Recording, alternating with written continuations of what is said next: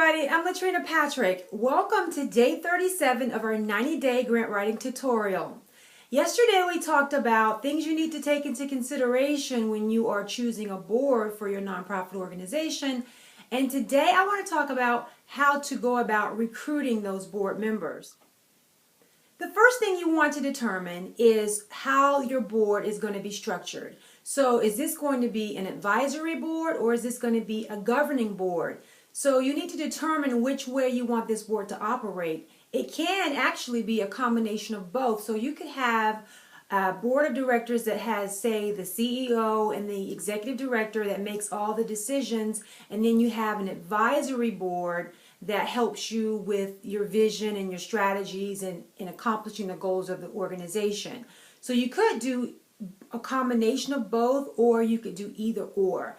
So if it's going to be a governing board, then of course they are going to be the body that makes the decisions about how the organization operates and the things that you actually do. So make sure you're clear on whether or not you're going to be advisory or governing or both. Then you want to take a look at who those individuals are that you want to target. So we talked about that yesterday. So now you want to decide who it is that you are going to kind of go after or pursue to be on your board, or recruit, I should say. And so now you want to get those people who you know who may know those people. So you want to establish some type of contact with these people, and hopefully it's going to be someone that can make that process a little bit easier, facilitate that process for you. So you can have someone that you know that knows the person, or you could actually send out a formal letter, which I think should happen at some point anyway. So you want to formalize the process so that it looks a little bit more professional. And in that process of going after these people, you want to make sure that you show them the value of your organization. Yes, they're going to be of value to you, but you want this arrangement to be mutually beneficial. So you want to set this up and structure this so that they see the value in them being a part of this organization. So when we talked about whether or not you go after people who know a little bit about your program and have some experience, you may also look at people who have a vested interest in what you do. So for example, if you have, say, an after-school program, you guys know I use that example a lot, or teen pregnancy prevention. Well, maybe you know someone in the community who's affluent, who's a successful businesswoman, but you also know her background is that she was a young teenage mom, and despite that, she became successful. So that may be a person that you want to go after, and then in that case, you can definitely help that person to see that not only will they be a blessing to your organization by being a part of it, that your organization will also be a blessing to them. Or so, present your organization in a way that they see the benefit in them being a part of it as well. And that really does go a long way in getting people to commit and come on board.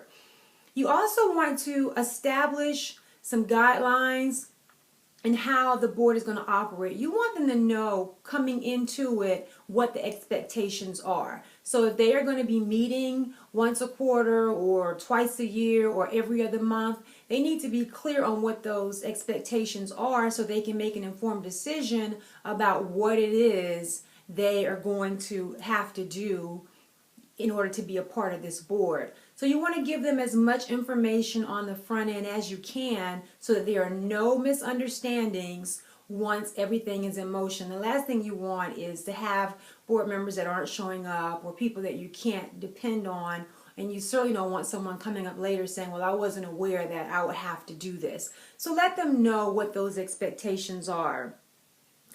And you want to provide them with some type of orientation or something once you got the people interested and once you got them pretty much committing to do this.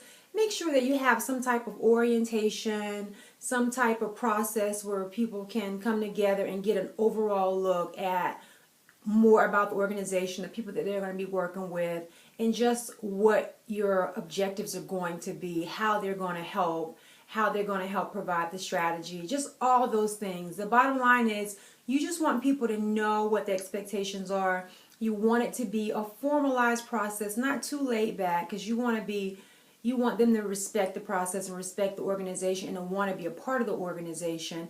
And the more you can do that, the more organized, the more professional your organization appears, the better off you're going to be. Because starting out, you're going to be new, and you're going to need a lot of direction and a lot of clarity, but you want to make sure that they see the potential in the organization very early on. And if you're already midstream and this is a process where you're bringing in new leadership, then that's also going to be still helpful to you.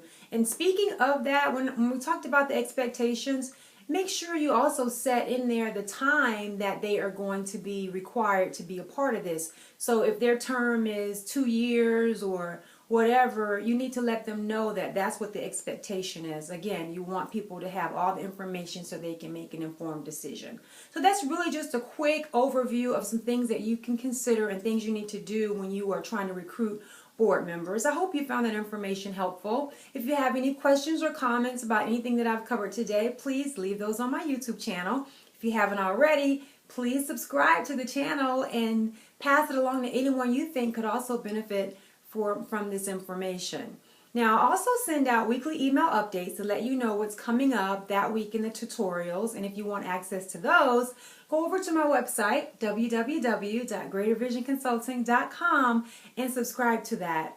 Now, for doing that, I'm going to send you a free gift, and that's a Grant Writer's Toolkit, which includes a proposal template, a budget template, sample letters of support, as well as some references and some links that are very useful to someone starting out as a grant writer. So that's my little thank you to you for subscribing.